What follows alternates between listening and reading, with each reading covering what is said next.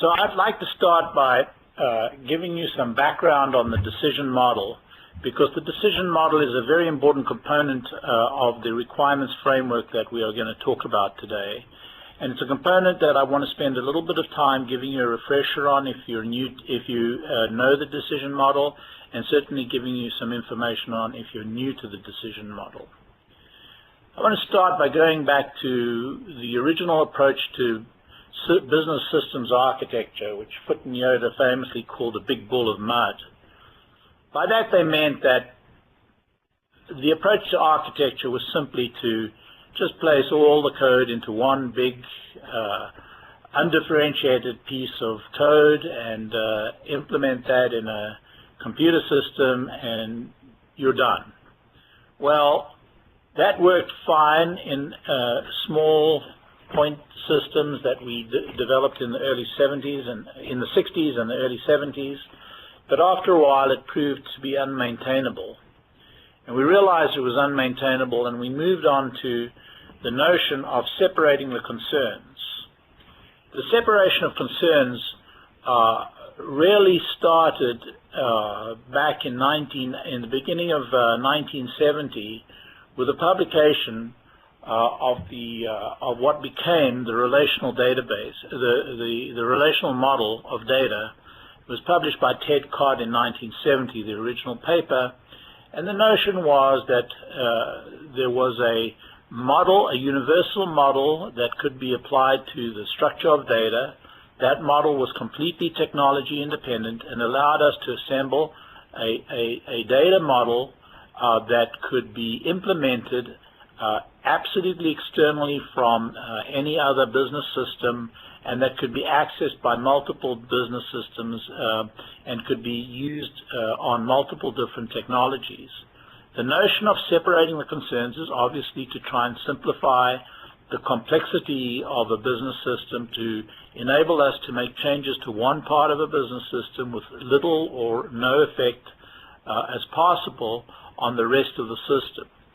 Now, that separation of concerns, which Ted Codd began in 1970, has reached a point today where we have multiple tiers of architecture.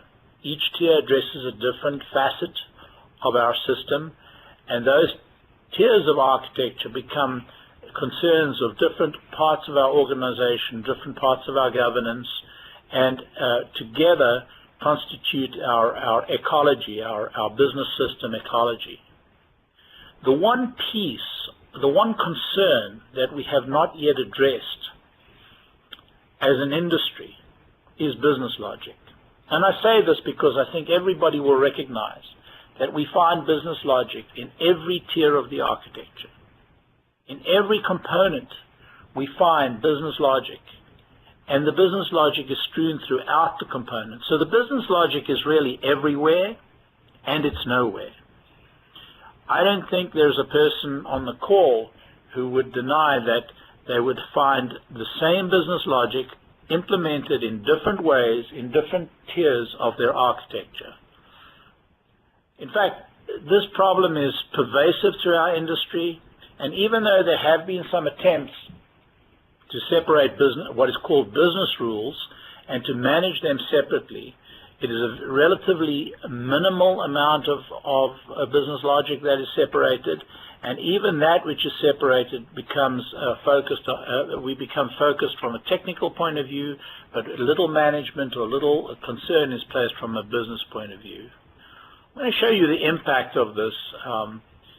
This slide is actually a depiction of a business process that was handed to us by a client some time ago. This particular client had called us in to help us with their business rules catalog. And in the slide, you'll see the process model that they gave us, one of many process models they gave us. And each of these models had a set of business rules. Each of the tasks within the model had a set of business rules associated with it, and that's depicted by these little documents that the arrows point to. In fact, they had noted the business rule numbers that point to the catalog in each of these tasks. Now, the model is ugly. the process model is ugly because it's very complex. The model is complex for two reasons.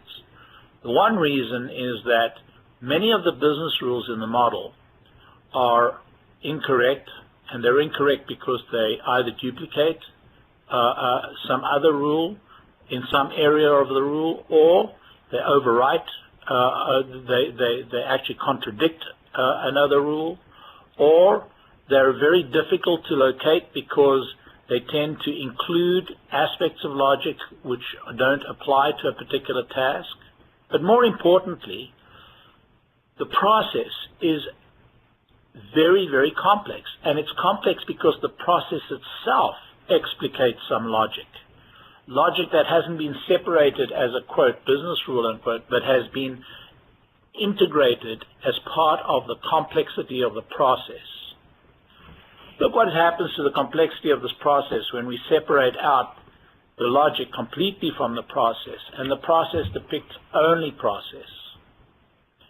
Here we see a significantly simpler business process. In fact, in that particular client, in the case of that particular client, we reduced the total number of processes down by over a half, because as we simplified the process, we found that many different processes were actually variations of the same process, which could be combined into one simpler process, and the distinction became that the logic which was separated out of the process could be managed in a separate decision. If you look at this process, you'll see several process tasks with a small blue octagon on them. Probably can't make out that it's an octagon, but trust me, here it's an octagon. That little blue octagon is our icon for a decision. It means that that task is making a decision, and that decision, the logic behind that decision, is maintained separately. So that the process becomes dramatically simpler, and we'll return to the subject in a second. Let's look at what happens to the logic. In this slide, we see how the logic has been separated into a separate set of models from the process, and each model is a completely different type of model to that which you would have in a process model. And rightfully so. The process model is optimized to indicate process sequential activity, whereas the decision model is designed to and does model logic. The decision model consists of the blue octagon shape, that is the symbol for the decision, that is the placeholder for the decision, that is used in models such as process models and event-based models. Any sequential type model that needs to call logic, we use that blue octagon shape to signify a decision. The logic itself is contained in those green tablet shapes, and each tablet signifies a rule family. We're looking at a rule family, and that rule family is depicted on the model, showing fact types, that is to say the terms on which the logic is over which the logic is based. And each rule family, if we drill down below that shape, we see is a rule family table, consists of a rule family table, and that rule family table is all the logic, the operators and operands, and the logic around the fact types that we see in the rule family shape. And that we'll investigate that logic in just a few minutes. Each row in that rule family table is an atomic logic statement, a simple statement of conditions that lead to a conclusion.